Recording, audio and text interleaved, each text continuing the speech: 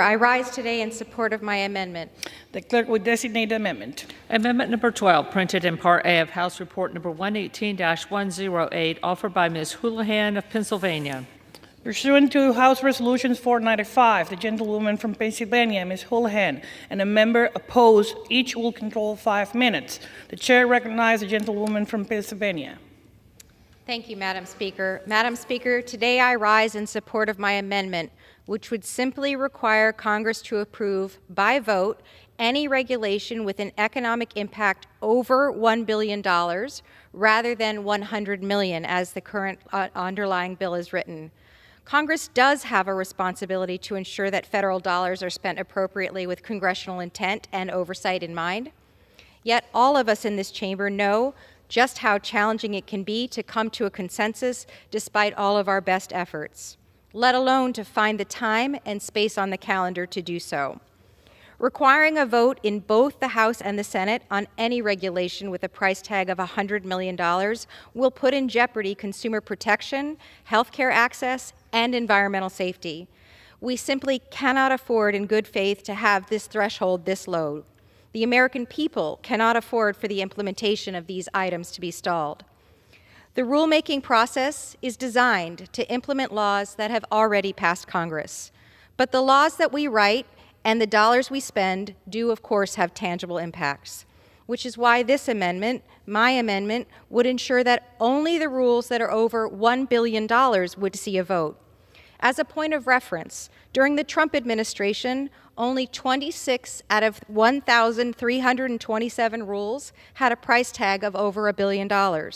Again, less than 2% of the Trump administration's 1,300 rules would therefore require a vote under the new threshold.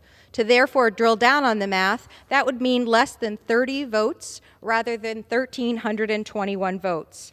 A little bit of back-of-the-envelope math for us. We here in the House are in session between 27 and 30 weeks a year. Generously, I would say we do 20 votes a week, which is generously around 600 votes a year, not nearly close to the 1,321 votes that we would have had to have taken under the Trump administration. Again, I cannot stress enough that regulations do have an impact on real people and American lives. They do ensure aircraft safety, food quality, and they do prevent hazardous materials from entering our air and water. And as a consequence, and because of that, we cannot take unnecessary risks by delaying these kinds of quantity of votes. So for all of these reasons, I do urge my colleagues on both sides of the aisle to please vote yes on this, my common sense amendment, and with that, I yield back my time. With that, I reserve. The gentlewoman reserve. For what reason? The gentlewoman from Wyoming seeks recognition. Madam Chair, I claim the time in opposition to the amendment. The gentlewoman from Wyoming is recognized for 5 minutes. I think that this amendment perhaps defines the incredible contrast between this side of the aisle and the folks on the other side of the aisle. I believe that $100 million is an astronomical amount of money, and they don't see that it's all that much. And I don't believe that unelected bureaucrats and agencies ought to be making decisions that have impacts on our businesses of over $100 million without any legislative oversight, and they think that $1 billion is pretty low.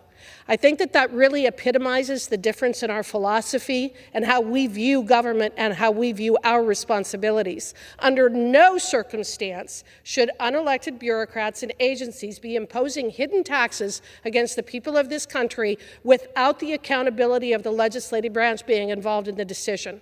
I believe $100 million is too high. $1 billion is absolutely absurd. With that, I reserve. Gentlewoman from Wyoming reserve. I would like to yield a minute of my time to Representative Nadler.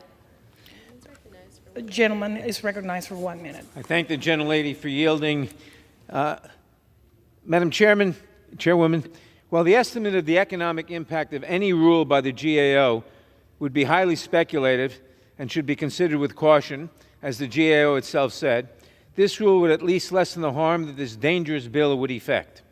Although this amendment does not cure the ills of the REINS Act, the amendment would at least reduce the number of rules REINS would apply to. Therefore, I support the amendment, and I yield back to the gentlelady. I reserve. The gentlewoman from Pennsylvania Reserve. Gentlewoman from Wyoming. I'm ready to close. Gentlewoman Reserve. And this time, gentlewoman from Pennsylvania is recognized. Thank you, Madam Chair. Again, I cannot stress enough that regulations do, of course, have an impact on real American people and real American lives. Once again, I will emphasize that they ensure aircraft safety, food quality, and prevent hazardous materials from entering our air and our water.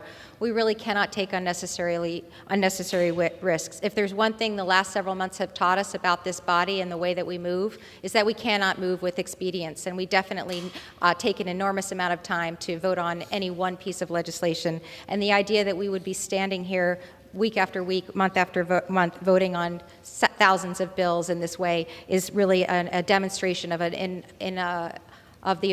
fact that we don't simply understand how this body works. So for that reason, I very much urge my colleagues to vote yes on this common sense amendment, and I yield.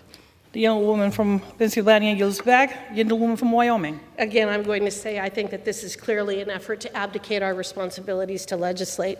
And as far as protecting our air and water, I'd like to point out that the EPA is responsible for one of the worst environmental disasters in the history of the United States of America when it blew out the Gold King mine and turned the Animas River yellow several years ago in southwestern Colorado. So while they want to turn over the responsibility of governing in this country to unelected bureaucrats and agencies that cause those kinds of disasters, I'm unwilling to do so. I believe that this body ought to be accountable to the people and be making the decisions that have an economic impact of $100 million on their lives. And with that, I yield back. The gentlewoman